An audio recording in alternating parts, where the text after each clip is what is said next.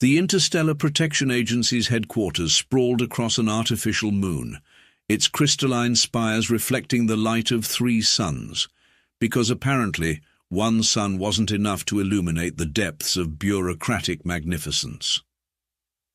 Inside the central tower's most prestigious conference room, 12 beings of varying shapes, sizes, and questionable fashion choices gathered around a holographic display of a rather unremarkable blue planet. Earth, announced the Chief Protection Officer, whose species had evolved from something resembling a cross between an octopus and a filing cabinet.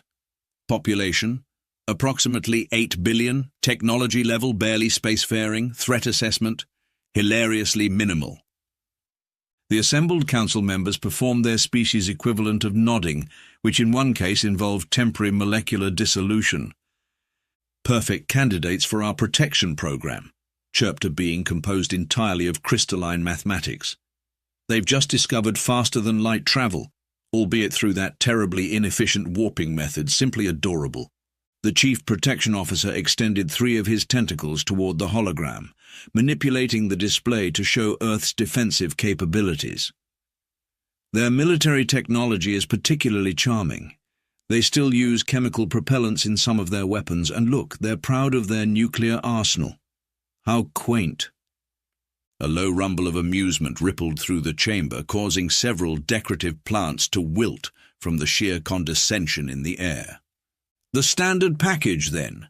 inquired a towering mass of sentient gas, wearing what appeared to be a designer containment field. "Offer them protection from the standard list of threats: cosmic horrors, space pirates, dimensional invaders, and of course the ever-popular ancient awakening evils. Don't forget the special discount for first-century membership," added a being whose species had evolved beyond the need for physical form, but still insisted on wearing a business suit. "Only 30% of their global GDP rather than the usual 40%. The proposal passed unanimously, as all proposals did in a council that had spent millennia perfecting the art of agreeing with itself. The appropriate forms were filed in quintuplicate, notarized by a quantum-certified bureaucrat, and sealed with the official stamp of the Protection Agency, which was actually a small, highly trained alien whose job was to headbutt documents. 3 standard cycles later, Earth's first contact with the Interstellar Protection Agency took place in a hastily prepared conference room at the United Nations. The human delegates, expecting either the beginning of a beautiful friendship or an immediate invasion, instead received a 847-page contract with appendices in 17 dimensions and a PowerPoint presentation about insurance premiums. The Chief Protection Officer, now wearing what his cultural advisors assured him was appropriate Earth business attire, a combination of a Hawaiian shirt, skiing goggles, and medieval plate armor, began his carefully rehearsed pitch. "Distinguished representatives of Earth," he announced, his universal translator struggling to maintain the proper tone of benevolent superiority. "We come offering you the galaxy's premier protection service. For a modest fee, we will ensure your species' safety from all manner of cosmic threats."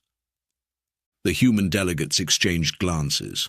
The United States representative raised her hand, and the Chief Protection Officer magnanimously acknowledged her with a tentacle. What cosmic threats exactly? The question hung in the air like a dropout student at a family reunion, awkward, unexpected, and somehow vaguely accusatory. "Why, all of them, of course," the Chief Protection Officer replied smoothly, bringing up a holographic list that scrolled endlessly into the ceiling. "Space pirates, cosmic horrors, dimensional invaders. Have any of these threats actually attacked Earth?" asked the Chinese representative, squinting at the scroll of dangers that now extended into the parking lot. The Chief Protection Officer blinked all 7 of his eyes in sequence, a sign of mild distress. "Well, no, but—" "So how do we know they exist?" the Russian delegate chimed in, not looking up from the contract page he was examining through a magnifying glass.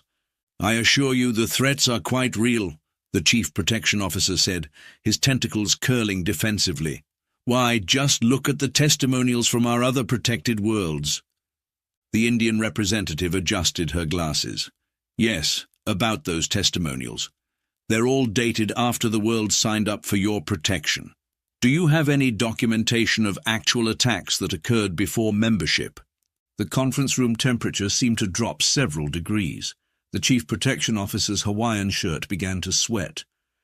The documentation is classified, he managed, reaching for the emergency bureaucracy button under his tentacle. For security reasons, you understand. Speaking of security, the Brazilian delegate interjected, we've been monitoring deep space for quite some time now. Our arrays haven't detected any signs of pirates, dimensional anomalies, or cosmic horrors. We have, however, picked up quite a lot of payment transfers between your agency and various worlds. The Chief Protection Officer's containment field hiccuped. This was not going according to the script. Humans were supposed to be primitive, grateful, and most importantly, gullible.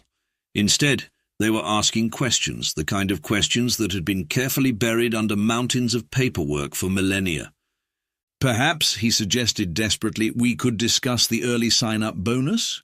For a limited time only, we're offering a 30% discount. About that GDP requirement, the German representative interrupted. We've calculated that the discounted rate you're offering would still cost more than the combined military budgets of every nation on Earth. For protection against threats that we've never seen, can't detect, and you won't prove exist. 3 months after the Interstellar Protection Agency's spectacularly unsuccessful sales pitch, Earth's intelligence community was having the time of their lives. It turned out that analyzing alien bureaucracy was exactly like analyzing terrestrial bureaucracy, just with more dimensions and occasional violations of physics. In an underground facility that officially didn't exist, and had the paperwork to prove it, analysts from 20 different nations huddled around displays showing financial transactions that spanned galaxies. The numbers were so large they had to be expressed in scientific notation, and even then, the computers occasionally threw up their metaphorical hands and displayed too big, please stop errors. Look at this pattern, said a senior analyst, highlighting a series of transactions.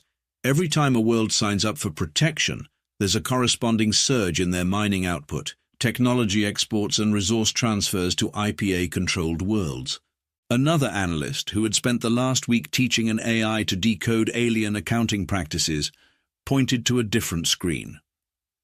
And here's something interesting.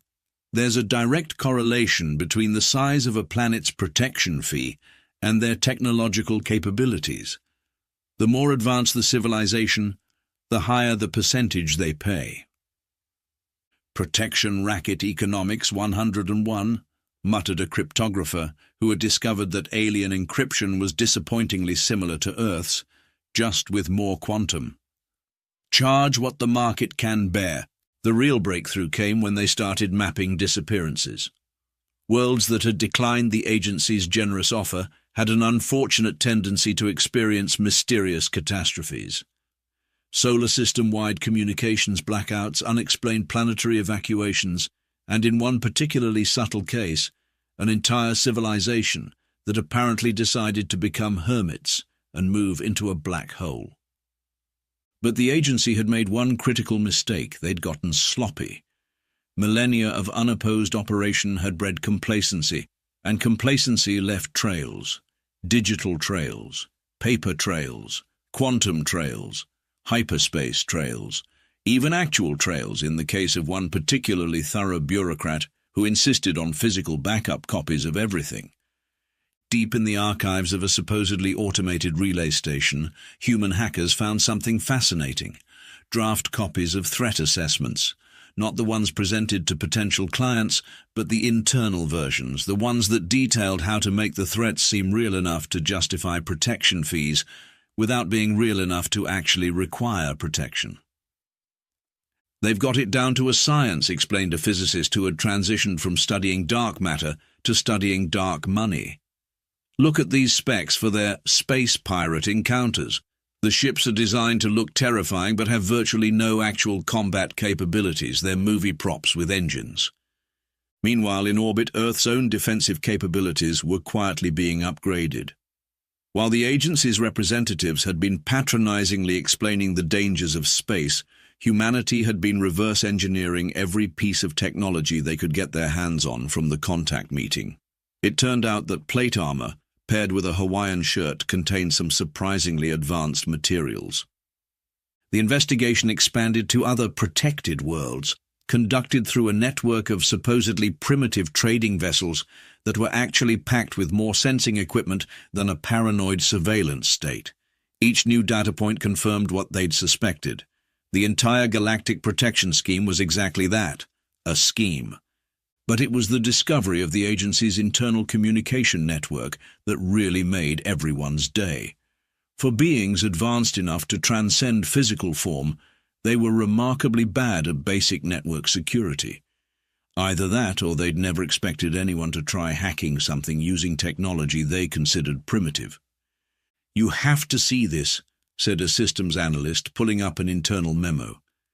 "They've got an entire department dedicated to maintaining the illusion of cosmic horrors. They actually stage fake tentacle sightings in deep space." The memo went on to detail the proper procedure for simulating dimensional invasions, complete with a cost-benefit analysis of various special effects, and a reminder that all fabricated interdimensional beings must fill out proper manifestation paperwork. Another document revealed the existence of a theatrical department responsible for creating convincing, ancient awakening evils. Their biggest expense? Makeup artists and drama coaches for the supposedly eldritch beings, but the crown jewel of their findings was the agency's risk assessment of Earth itself. It was a masterpiece of underestimation, assuming that humanity would react to their offer like every other species, with grateful terror and open wallets. The assessment included such gems as primitive species unlikely to question protection paradigm, financial analysis capacity minimal, unlikely to detect payment patterns, investigation capability negligible, still arguing about their own planet's shape, threat level harmless, recommend immediate integration into protection network. The final page contained a handwritten note that simply read, "Easy money." As the evidence mounted, Earth's representatives prepared for the upcoming galactic assembly. They had questions, many, many questions. And this time, they weren't just going to ask them. They were going to answer them too.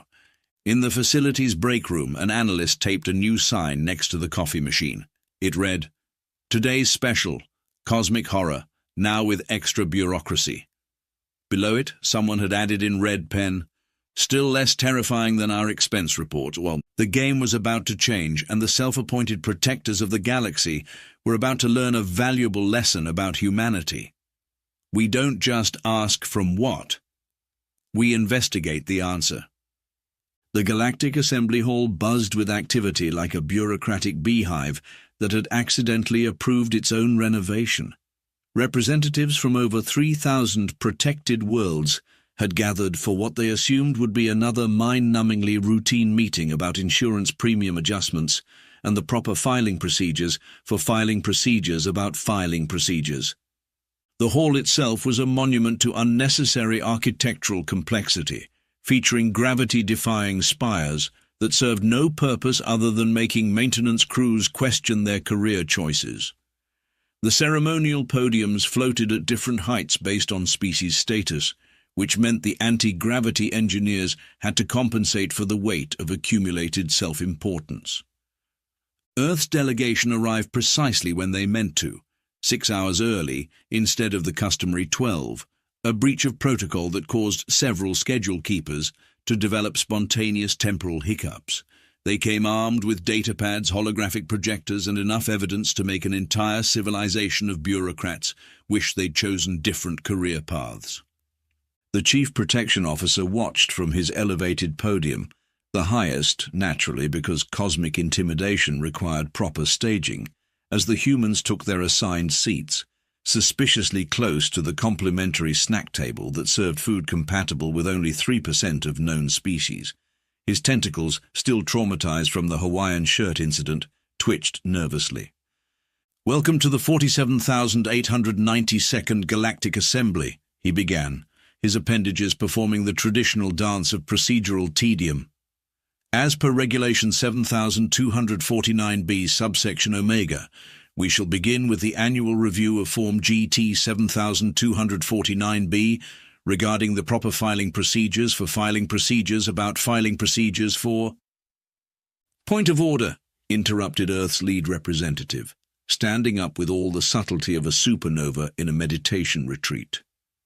"We'd like to propose an emergency addition to the agenda. Something about systematic galactic fraud, corruption, and theatrical abuse of tentacles." The assembly hall erupted in the kind of murmuring that made white noise sound like a well-orchestrated symphony. Several species that communicated through color changes turned shades that hadn't been seen since the great bureaucratic reform of the 23rd millennium. The Chief Protection Officer's tentacles tied themselves into what humans would later classify as anxiety origami. His universal translator started playing elevator music again, this time with a distinctly panicked bass line. That's not, the proper forms haven't," he stammered, before a human analyst helpfully projected said forms, filled out in septuplicate and notarized by quantum-certified bureaucrats, onto every available surface in the hall, including several surfaces that technically didn't exist in normal space-time. "Oh, we filled out the forms," the Earth representative smiled. "All of them, including the ones you keep in that secret archive on the dark side of your seventh moon. The ones about fraudulent threat assessment. Very interesting reading. We particularly enjoyed the section on maintaining believable cosmic horror makeup under different atmospheric conditions." The Chief Protection Officer's translator glitched so hard it briefly started playing ancient Earth disco music before returning to its nervous elevator tune. "Representatives of Earth," he managed, his voice carrying the kind of strain usually reserved for explaining budget overruns to cosmic entities. "Surely we can discuss this in a more private setting."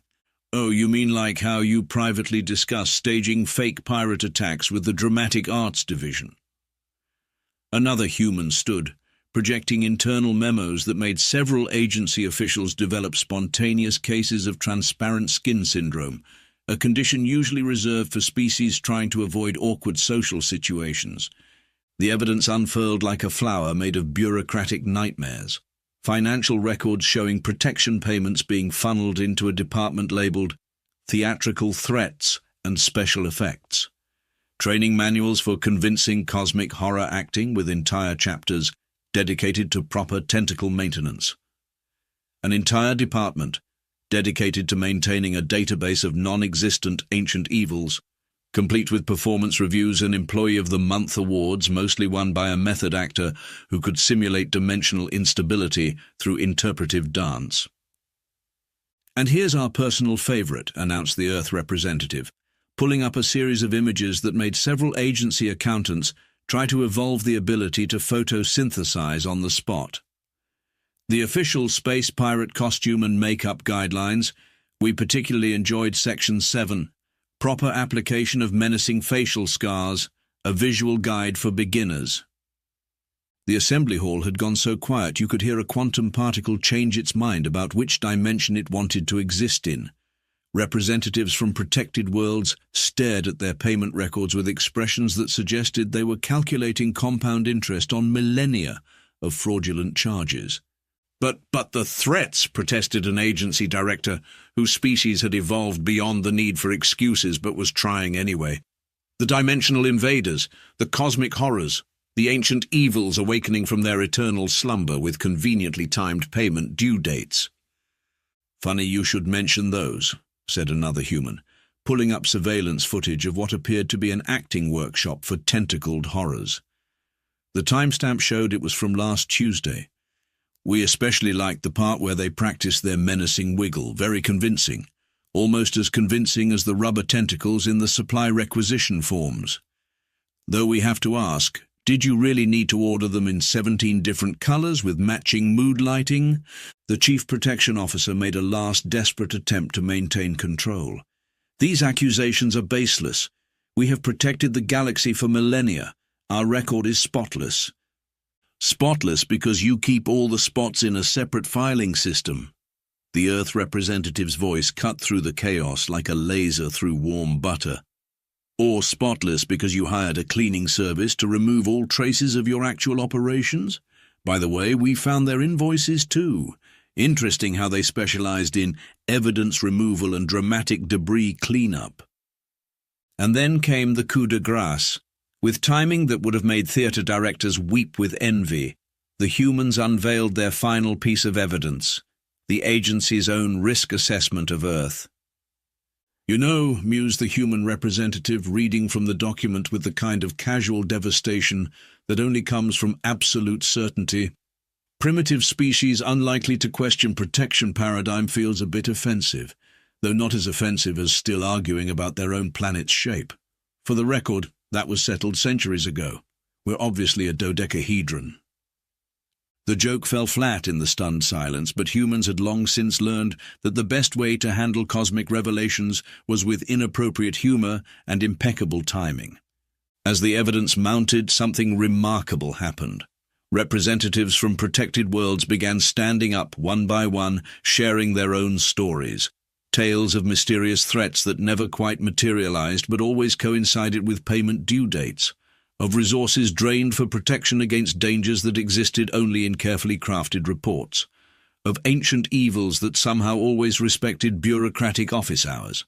A representative from a crystalline civilization revealed how they'd been charged extra for protection against sonic-based dimensional rifts, despite their species being naturally immune to sound. Another told of paying for defense against psychic space squids only to discover their system didn't contain the type of water said squid supposedly required. The agency's carefully constructed house of cards didn't so much collapse as it did supernova, leaving behind a black hole of accountability that threatened to swallow everyone responsible. Several agency officials tried to file emergency dimensional transfer requests, only to discover that the humans had already placed holds on all interdimensional travel permits. In the midst of the chaos, Earth's delegation calmly unveiled one final document, a proposal for a new defensive alliance, one based on actual protection, transparent operations, and most shockingly, reasonable fees that didn't require selling entire moons to afford. "We've spent the last few months developing real defensive capabilities," explained the Earth representative. "Actual ships, genuine security systems. We even have a proper military training program that doesn't involve makeup artists or dramatic lighting technicians." The assembly erupted in what could only be described as bureaucratic panic squared. Forms were shuffled at speeds approaching light. Stamps were wielded like weapons. Someone tried to file an emergency motion to adjourn, only to discover that the humans had already filed a counter-motion preventing adjournment, complete with 17 different types of authentication holograms and a notarized statement from the space-time continuum itself. As the reality of their situation sank in, the agency officials began to experience something they'd spent millennia inflicting on others. Fear. Not of cosmic horrors or dimensional invaders, but of something far more terrifying, accountability backed by actual evidence. The chief protection officer, watching his millennia-old scheme crumble faster than a quantum cookie in a black hole, finally asked the question that had been burning in all 7 of his eyes. How? How did a primitive species see through everything we built? The Earth representative smiled, the kind of smile that made supervillains take notes. "Simple. We've spent most of our history protecting ourselves from ourselves. After that, your threats seemed a bit amateur, though we did enjoy the interpretive dance segments. In the days that followed, the galaxy would undergo the largest administrative restructuring since the invention of infinite bureaucracy. The Protection Agency's offices were converted into what humans insisted on calling the Department of Actual Defense. This time we mean it. And somewhere in the depths of space, a group of retired cosmic horrors started a community theatre group. They still performed their tentacle wiggle every Tuesday, but now they charged admission and were honest about the rubber tentacles. The universe, it seemed, had finally learned the difference between protection and performance art, though some still insisted the latter was more entertaining.